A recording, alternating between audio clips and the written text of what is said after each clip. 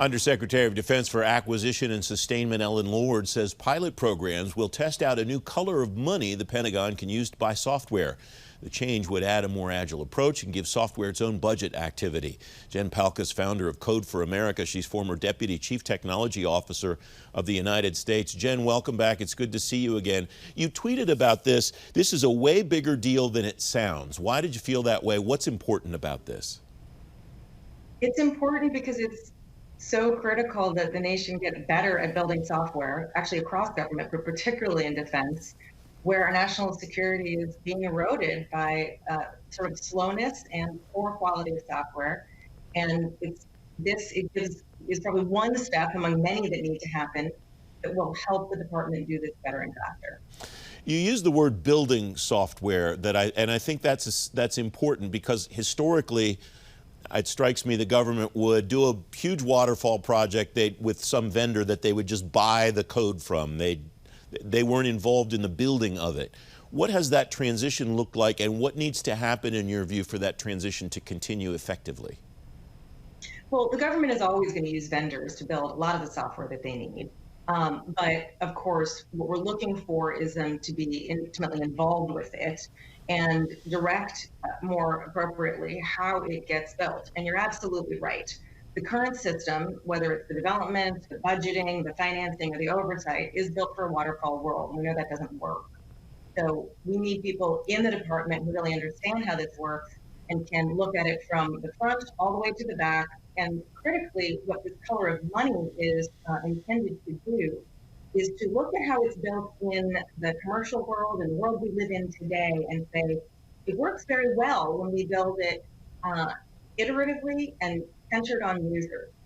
Well, we can't do that if we have separate colors of money for looking at and planning up front, then building it, and then sustaining it. That's simply not how good software is built today. And this color of money would allow the planners and implementers within the department to contractor software in a new way. Would you like to see the government method completely aligned to how it's done in the commercial world, or is there an adaptation process that step by step in the commercial world might not necessarily apply in the government space, but there is certainly adaptation that will make sense for the public sector? There's always adaptation, of course, within government. It's very important that we understand that. This is not about picking stuff up blindly from the private sector and thinking it will work in government. We know that does not work. But I will say that the way software is built is known. The way that it works is known. Francis, what's your favorite app on your phone? I'm not sure I should say that on television. I think it would say too much about the sports that I watch. Okay, well, whatever app that is, and I think most of us can relate to that, the thing that is indispensable to us that makes our lives easier, was probably built with a team of 15 developers, 20 until it launched.